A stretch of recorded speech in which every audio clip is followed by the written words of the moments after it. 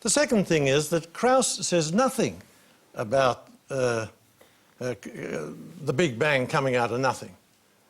Admittedly, he comes clean on about 6 pages from the end of his book, and I don't know whether Richard has read it that far because he gave it a foreword. What he says is what Richard is describing as nothing is a sort of a mixture of particles and perhaps a vacuum with electromagnetic forces working on it. That's what Krauss is talking about under the heading of nothing. And there's a very good review of this in the New York Times, not a pro-religious paper at all, where Krauss is absolutely denied and demolished, although especially by his supporters claiming that he says things come out of nothing. He doesn't say that. It's a matter, you can quickly respond to that. You can dispute exactly what's meant by nothing, but whatever it is, it's very, very simple. And why is that funny? Well, I think it's a bit funny to be trying to define nothing.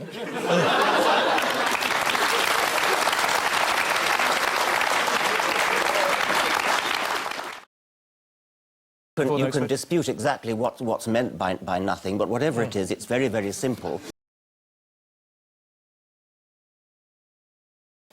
The nothing that Lawrence Krauss is talking about, whether or not it's what a naive person would conceive as nothing or what a sophisticated physicist would consider to be nothing, it is going to be something much, much simpler than a creative intelligence. It is going to be something much, much simpler. Why is that funny?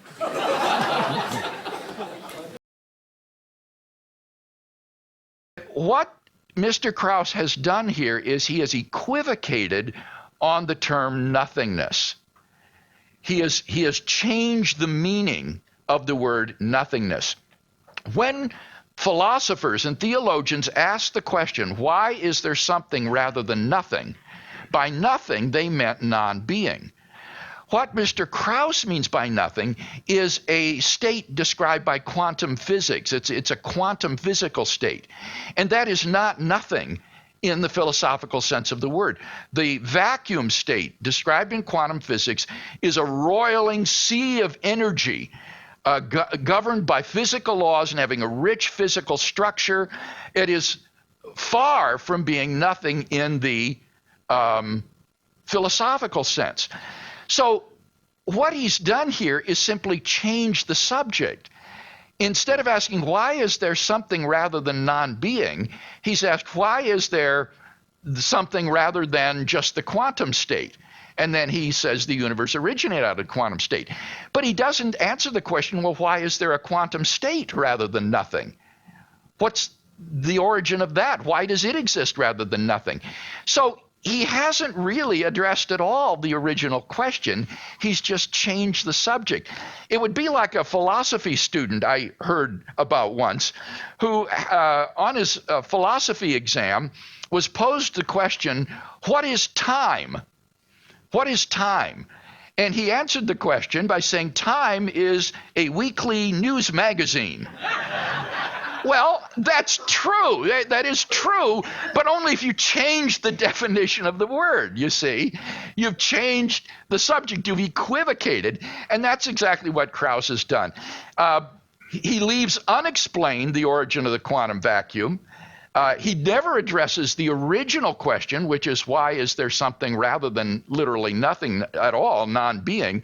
And now he says that science is going to solve metaphysical problems, which shows he simply doesn't understand the metaphysical question in the first place. So as I say, this is really all very elementary, but it's discouraging to see such sophisticated physicists falling into these traps of logical fallacies like equivocation without even realizing that they're doing so.